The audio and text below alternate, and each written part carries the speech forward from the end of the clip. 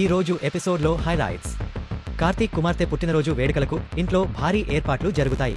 శ్రీధర్ తండ్రిగా తిరిగి కుటుంబానికి చేరుకుంటాడు, హామీలు ఇస్తాడు, ధైర్యంతో ముందుకు సాగాలని ప్రేరేపిస్తాడు. కార్తీక్, శ్రీధర్ మధ్య ఎమోషనల్ సంభాషణ. ఇంట్లో తాత, పెద్దవారి మధ్య పాత వాగ్వాదాలు. ఈరోజు ఎపిసోడ్ చాలా భావోద్వేగాలతో కూడుకున్నదిగా అనిపించింది. ముఖ్యంగా కార్తీక్, శ్రీధర్ మధ్య సంభాషణ హృదయాన్ని తాకే విధంగా ఉంది. మీకు ఎలా అనిపించిందో కామెంట్స్ ద్వారా పంచుకోండి. ఇక మనం ఈ రోజు ఎపిసోడ్ రివ్యూ చూద్దామా? శౌర్య పాప పుట్టినరోజు సందర్భంగా కార్తీక్ బాబు, దీప తమ ఇంట్లో ఎంతో గ్రాండ్ గా ఏర్పాట్లు చేస్తారు.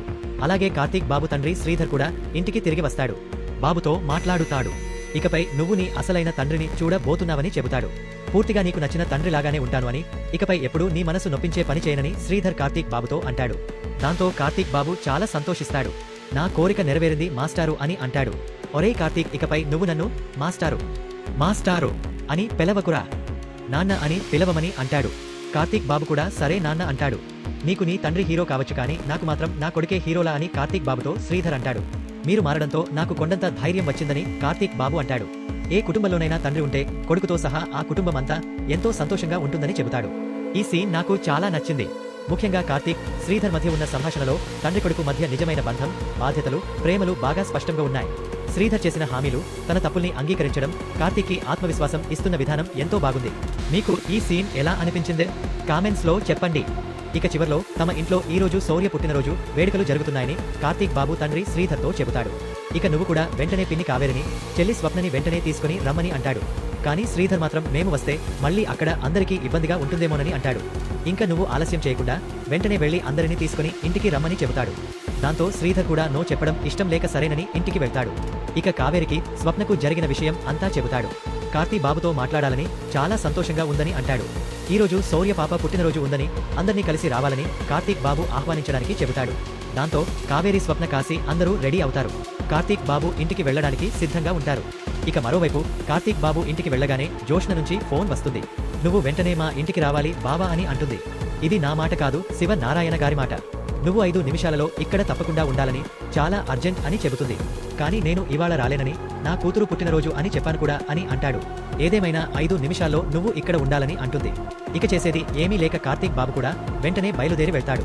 శివనారాయణ ఇంటికి వెళ్లిన తర్వాత కార్తీక్ బాబుకు ఆ కుటుంబం మొత్తం సర్ప్రైజ్ ఇస్తుంది. మనం వేరే చోటుకు వెళ్లాలని కార్ తీయమని చెబుతాడు శివనారాయణ. కానీ నేను రాలేనని కార్తీక్ బాబు అంటాడు. కానీ శివనారాయణ మాత్రం పట్టుపట్టి నువ్వు ఖచ్చితంగా రావాల్సిందేనని డిమాండ్ చేస్తాడు. ఇంట్లో వాళ్లందరూ రెడీ అయి బయలుదేరేందుకు సిద్ధంగా ఉంటారు. శివనారాయణ, దశరథ, సుమిత్ర, జోష్న అందరూ కారులో వచ్చేందుకు సిద్ధంగా ఉంటారు.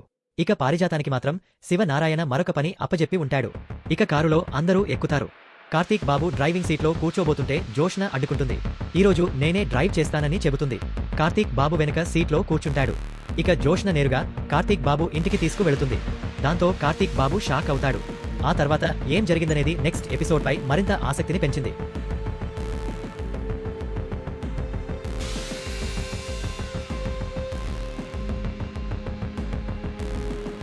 శౌర్య పాప పుట్టినరోజు సందర్భంగా శివనారాయణ కూడా కుటుంబ సమేతంగా కార్తీక్ బాబు ఇంటికి వస్తాడు.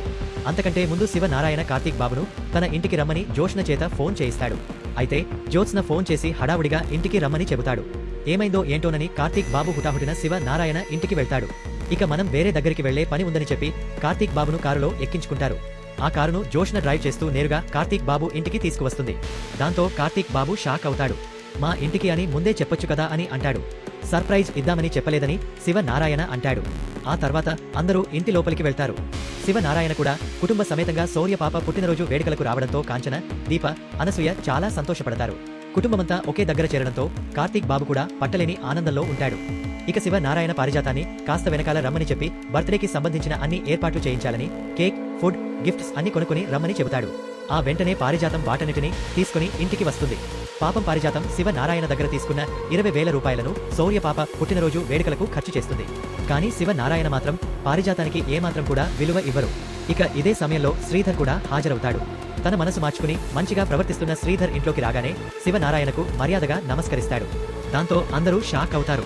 ఒక్కనివే వచ్చావు కావేరి, స్వప్న రాలేదేంటని కార్తీక్ బాబు ప్రశ్నిస్తాడు. ఆ వివరాలు తర్వాత మాట్లాడుకుందామని శ్రీధర్ బదులిస్తాడు. ఇక ఆ వెంటనే శౌర్య పాప పుట్టినరోజు కేకును కట్ చేద్దామని అనుకుంటారు. కానీ ఇదే సమయంలో సుమిత్ర ఊహించని బాంబు పేలుస్తోంది. కార్తీక్ బాబును అసలు నీ ప్రాణదాత ఎవరు చెప్పమని అడుగుతుంది. నేను ఈరోజు ఈ వేడుకలకు వచ్చింది కూడా ఆమె ఎవరో తెలుసుకోవాలని అని అంటుంది. సుమిత్ర మాటలు విన్న కాంచన, దీప, అనసూయ, శివనారాయణ, దశరథ, జోష్న, శ్రీధర్, పారిజాతం అందరూ షాక్ అవుతారు. కాంచన స్పందిస్తూ నీ ప్రాణదాత ఎవరో నీకు తెలిసిందారా అని ప్రశ్నిస్తుంది. అంటే నువ్వు ఇంట్లో కూడా చెప్పలేదా అని సుమిత్ర కార్తీక్ బాబును అడుగుతుంది.